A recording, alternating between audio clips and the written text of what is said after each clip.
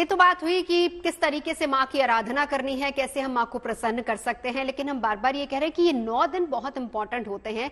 न सिर्फ हम माँ की शरण में जाते हैं, उपवास का अर्थ बहुत अच्छे तरीके से विक्रमादित्य जी ने बताया, बल्कि ये उपवास हमारे शरीर के लिए भी जरूरी है। कनिका जी, थोड़ा सा अगर मैं हेल्थ पॉइंट ऑफ व्यू से आपसे जानना चाहूं, व्रत रखना कितना जरूरी है और ये किस तरीके से हमारे शरीर को स्वस्थ बनाता है?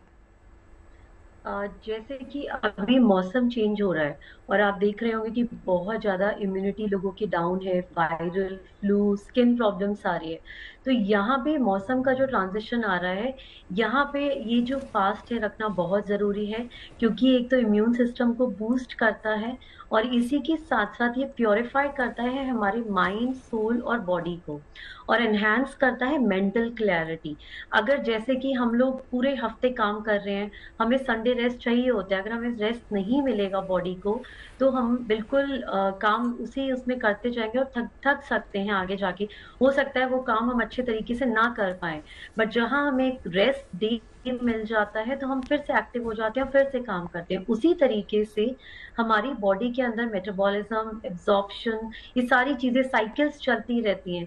तो जब अगर हम एक दिन या इस 9 दिन का रेस्ट अगर अपने सिस्टम को देते हैं, बॉडी को देते हैं, तो आप देखेंगे आपके माइंड में वो क्लियरिटी आ जाएगी। जो माइंड इतना रेस्टलेस है, वो एक रेस्टफुल माइंड आ जाएगा, और इसी के साथ साथ आप एक डिवाइन एनर्जी से भी कनेक्ट हो जाते हैं।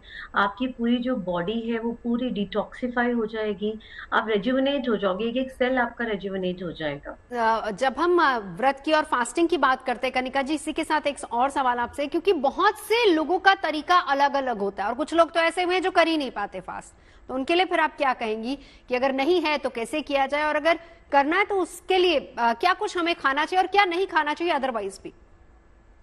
देखिए, फास्टिंग जो हम पेशेंट्स हमारे पास भी आते हैं, दो तीन तरीके से करते हैं।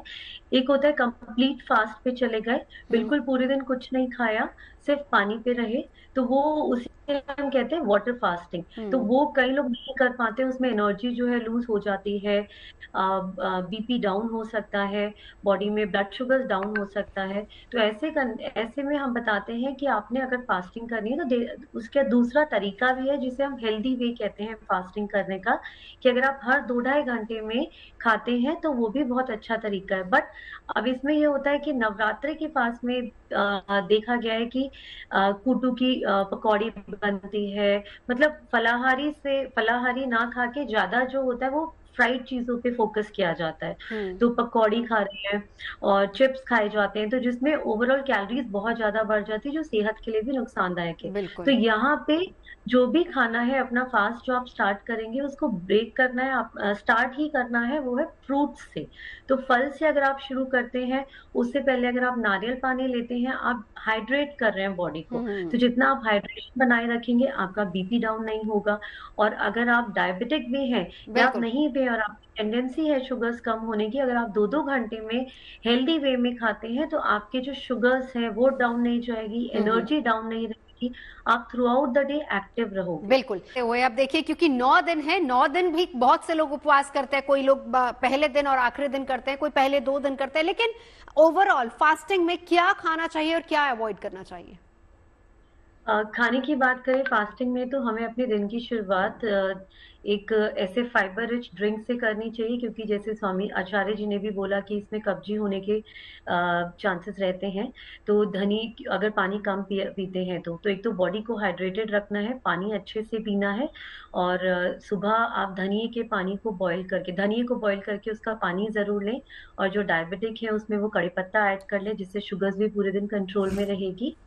इसके साथ साथ हमें मॉर्निंग में जो ब्रेकफास्ट खाना चाहिए, वो हमें फल से शुरुआत करें। तो जो भी अलग अलग वैरायटी के फल हैं, सीजन के जो फल हैं, सीजनल फल खाएं। और उसके बाद फिर से 1.5-2 घंटे के बाद आप नारियल पानी जरूर ले लें, उससे आपके बॉडी में इलेक्ट्रोलाइट्स बने रहेंगे। और फिर जितनी भी फलाहारी खाना है, उसको फ्राइड फॉर्म में नहीं लेना। तो फलाहारी में आ जाता है एमेरंथ, चुलई जिसे कहते हैं, बकव्हीट, कूटू। कूटू का दलिया फॉर्म में सेवन करें, उसमें फाइबर बहुत अच्छी मात्रा में होता है। कूटू एंटीऑक्सीडेंट रिच होता है, तो ये शुगर्स को भी कंट्रोल करता है, वेट लॉस में भी हेल्प करता है और आपको लाइट भी रखता है। हम्म। इसी के साथ समा के चावल हैं, वो हम दिन में खा सकते हैं दही में मिला के, कर्ड राइस की तरह। तो समक के चावल भी फाइबर रिच होते हैं, ये डायबिटिक पेशेंट्स के लिए भी अच्छे हैं। हम्म। तो ये इस तरीके से अगर आप दिन में खाते हैं तो ना ये जी। खाना फ्राई है, ये फाइबर रिच हो जाएगा। शाम को एक छोटा सा मील मखाने का ले लें, हम्म। और फ्राइड चिप्स ना खाएं, मखाने हल्के से घी में रोस्ट करके, थोड़ी सी मूंगफली ले सकते हैं उसके साथ। अगर चाय पीनी है तो पी सकते हैं बिना चीनी की। और रात में कोशिश करें प्रोटीन ले, पनीर ले लिया, उसके साथ उसको बेक करके वेजिटेबल्स उसके जी। साथ खा ली, या समा के चावल की ही इडली बना ली। तो ठीक है। अगर इस तरीके से खाएंगे, ये हेल्दी मील है नवरात्रि का, आप बहुत अच्छी डिवाइन पावर से भी हम्म। कनेक्ट हो पाएंगे। मेडिटेशन करते हैं तो बहुत अच्छा ध्यान बिल्कुल लगेगा, कनिका जी। क्योंकि आप अपने शरीर को बहुत लाइट रख रहे हैं। चलिए।